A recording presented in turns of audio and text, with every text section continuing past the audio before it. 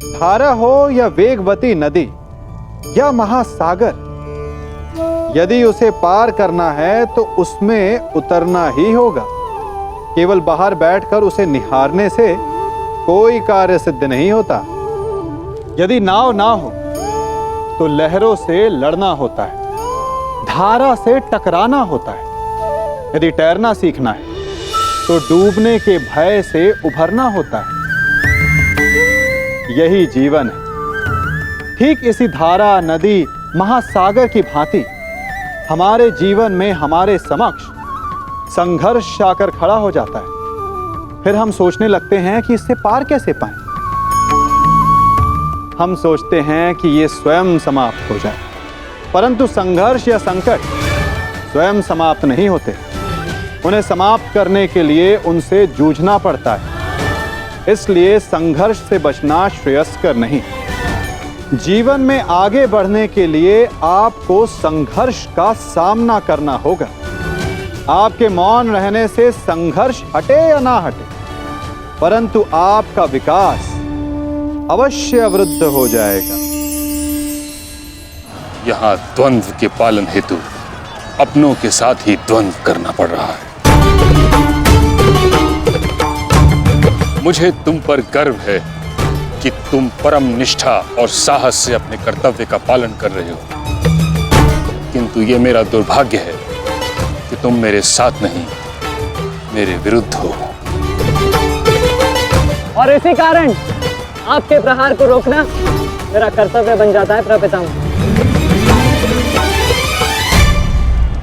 पुत्री उत्तरा, मैं तुम्हें वचन देता हूं कि जब तक रणभूमि में ये गंगा पुत्र खड़ा रहेगा, तब तक तुम्हारा सौभाग्य और तुम्हारा सुहाग दोनों पर कोई आंच नहीं आएगी। स्नेह और प्रेम के अतिरिक्त तुम्हें देने के लिए मेरे पास कुछ भी नहीं, और इसके चलते मैंने तुम्हारी अर्धांगिनी उत्तरा को वचन दिया था कि जब तक मैं युद्ध भूमि में हूं, तुम्हारे प्राण को संकट में नहीं आने दूंगा।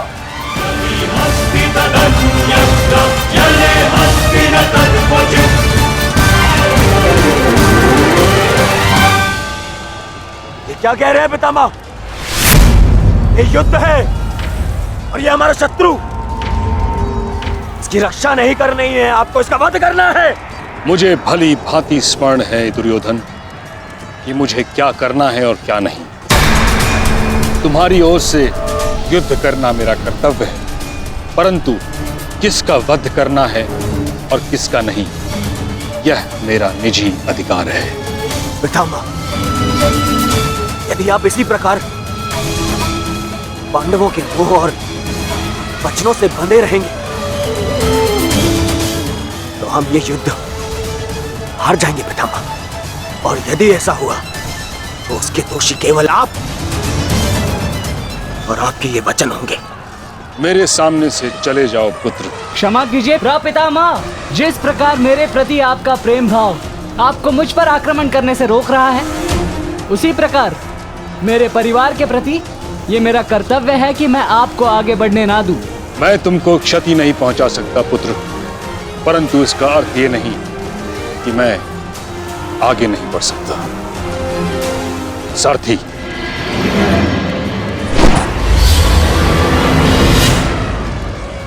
साधु पुत्र, किंतु अगली बार मत चूकना। प्रपितामह, या तो द्वंद्व कीजिए या समर्पण कीजिए।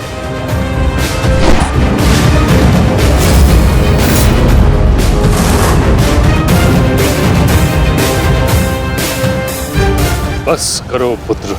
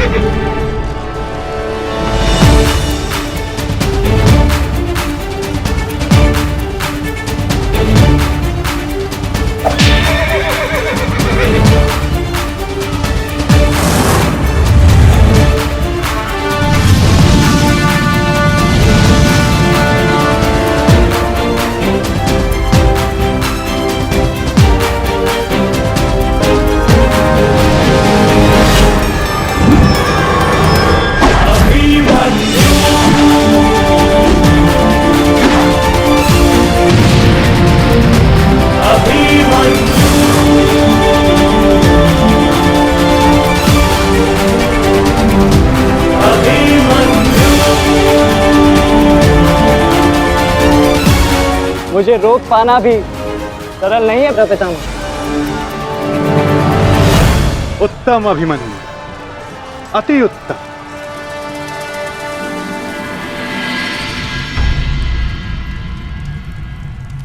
ताचरी ये क्या कर रहे हैं? उन्हें अभिमन्यु पर प्रहार करना चाहिए था।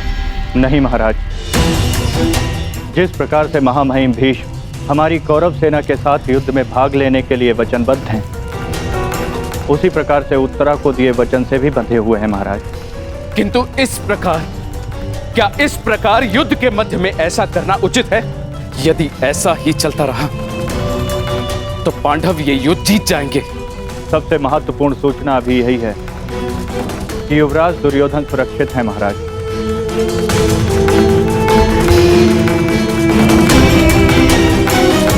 और राजकुमार अर्जुन उनकी ओर बढ़ रहे हैं महाराज।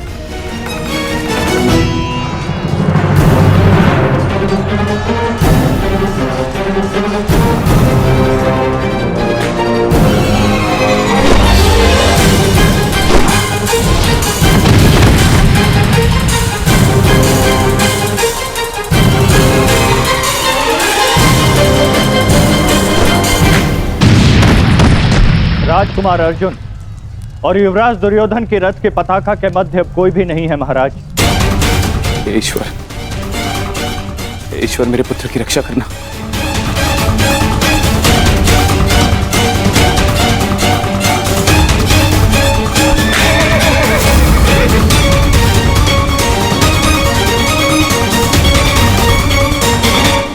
इसीलिए मैं पितामह के स्थान पर कर्ण को चुन रहा था मामाश्री। इसीलिए मित्र कर्ण इनके भांति वे पक्षी युद्ध तो नहीं लड़ता, इनसे नहीं होगा मामाश्री। हमारे और बाकी महारथी कहां है?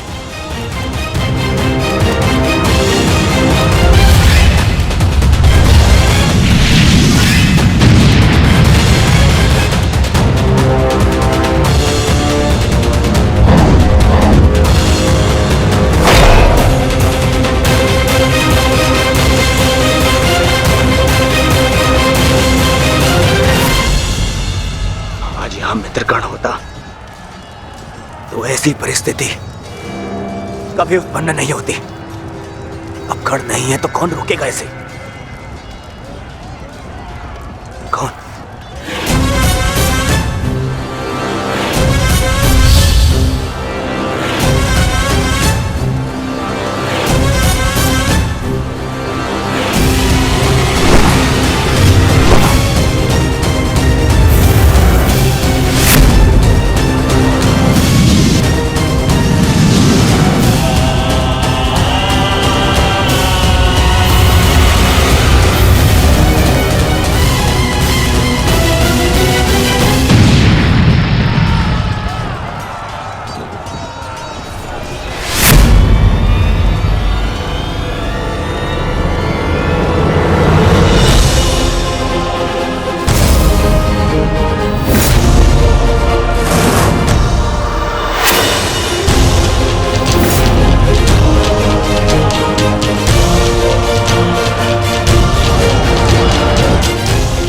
मेरे मार्ग से हट जाओ विष्णु। आप भूल रहे हैं महारथी, मैं उस वीर का अंश हूं जिसका रोम रोम आपको परास्त करने में सक्षम है।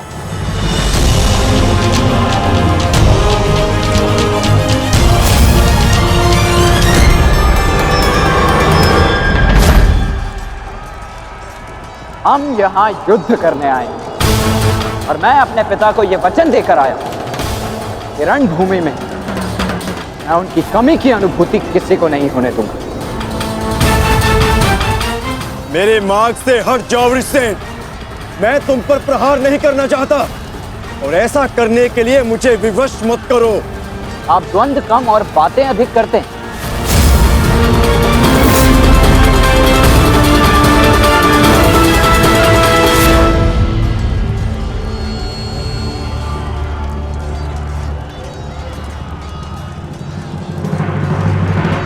पार्थ, यदि तुम इस युद्ध को आज ही समाप्त करना चाहते हो तो एक बात का स्मरण रखना, सूर्यास्त्र होने में बस कुछ ही समय शेष रह गया है। अपने सामने खड़ी बाधा पर प्रहार करो पार्थ।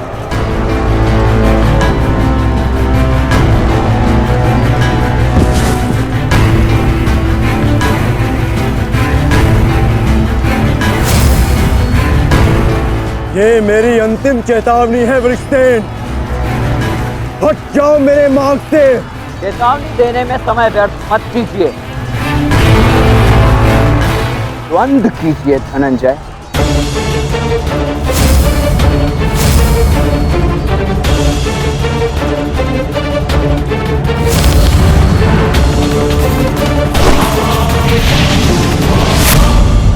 वृषसेन,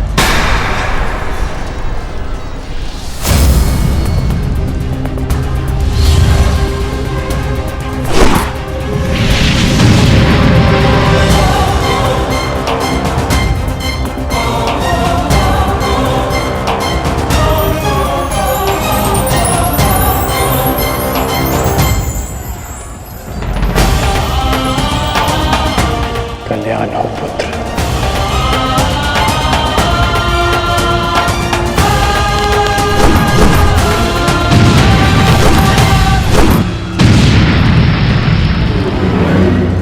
तुम्हारा पुत्र तुम्हारे ही भांति कुशल योद्धा है कर्ण।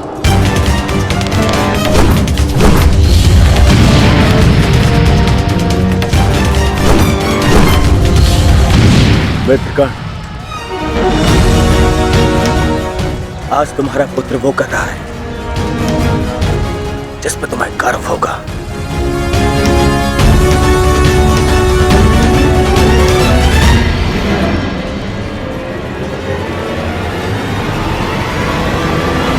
शीघ्रता करो पार्थ, सूर्यास्त्र में बस कुछ ही समय शेष है।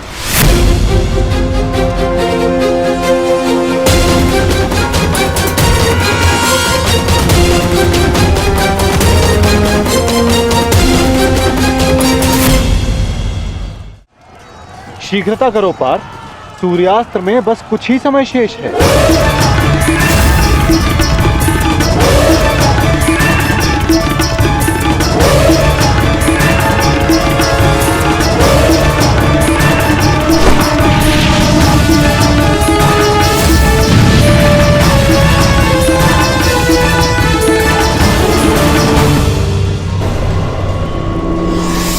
ये पर्वतास्त्र है पुत्र,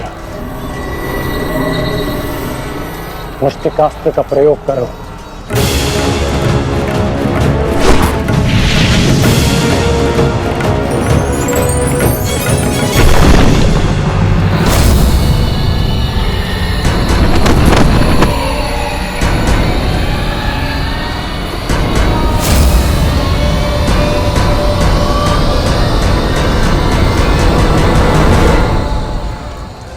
सूर्यास्त होने वाला, ध्वज को कैसे जीते? कुछ क्षण और मामा श्री। सूर्यास्त होते ही इन पांडवों का विजय का स्वप्न भी अस्त हो जाएगा। क्या होगा यदि तुम अपनी इस मूर्खता को एक छल में परिवर्तित कर दोगे तो क्या हो जाएगा? वज्रव्यूह की विशेषता क्या है दुर्योधन? प्रहार, केवल प्रहार, परंतु रक्षा में असक्षम। जरा देखो दुर्योधन, सभी योद्धा अपने राजाओं के साथ आक्रमण में व्यस्त हैं।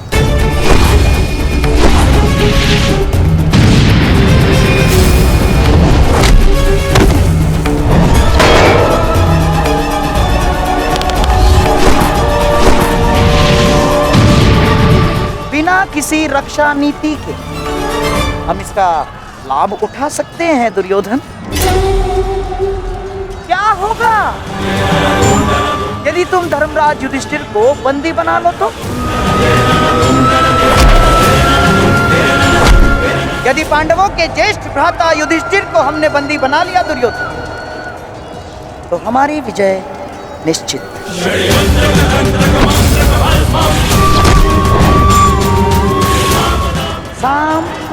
दाम दंड भेदे अस्माकं विजयं निश्चितम्। अस्माकं विजयं निश्चितं दुर्योधन। आपका विचार उत्तम है मामाश्री।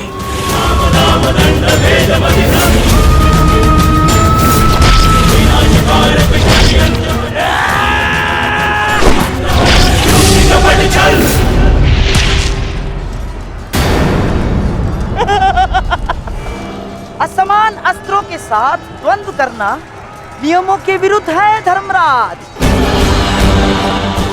स्मरण है ना आपको? मामा श्री, सामने आकर द्वंद कीजिए, कायरों की भांति नहीं। युधिष्ठिर, उसके लिए मैं हूं ना, मैं उपस्थित हूं। यदि तुम युद्ध चाहते हो तो मैं तत्पर हूं। ये बात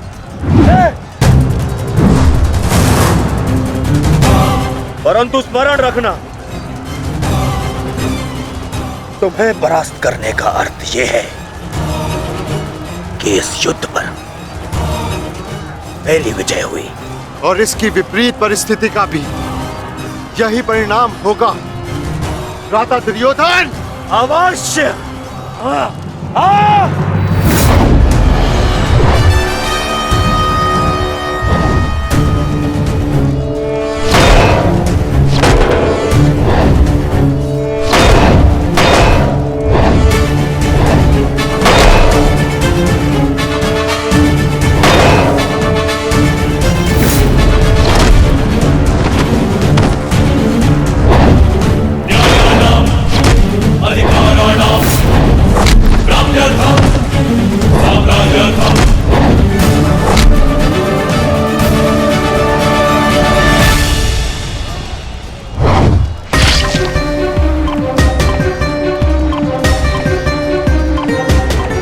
साधु पुत्र, साधु।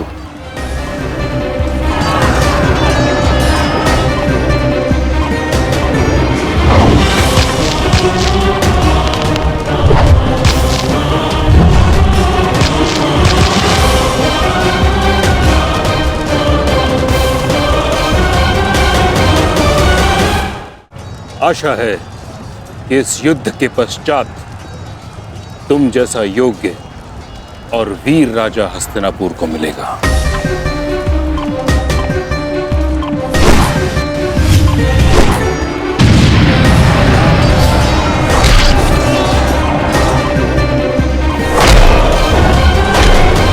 अरे अरे अरे सहदेव, कहाँ चल दिए?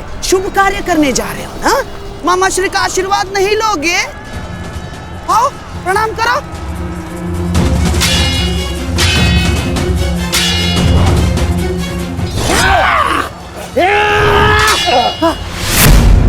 षड्यंत्र रचते समय आपकी तलवार जैसे जीप तो बहुत चलती है, मगर आज आपकी तलवार कैसे फिसल रही है मामाश्री?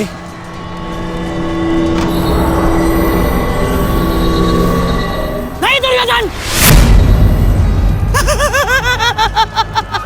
वो क्या है ना सहदेव, हर वस्तु अपने समय से चलती है।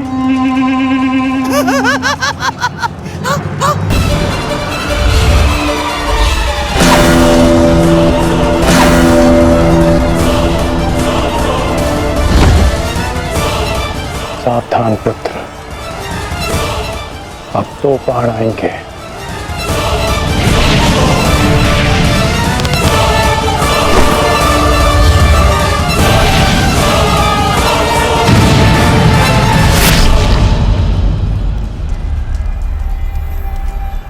क्रोध से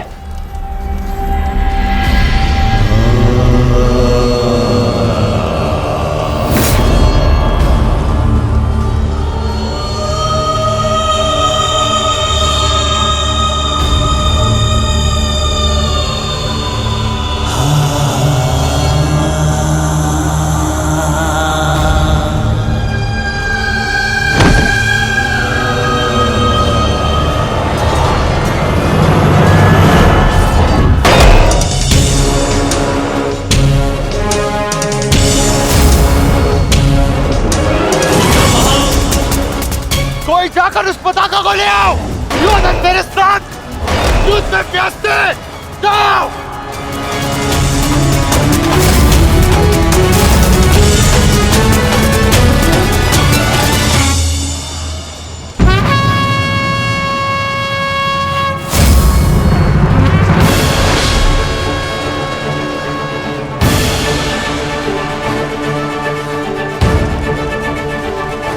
सब केवल तेरी अंतिम चीखें सुनेंगे। अंतिम चीखें।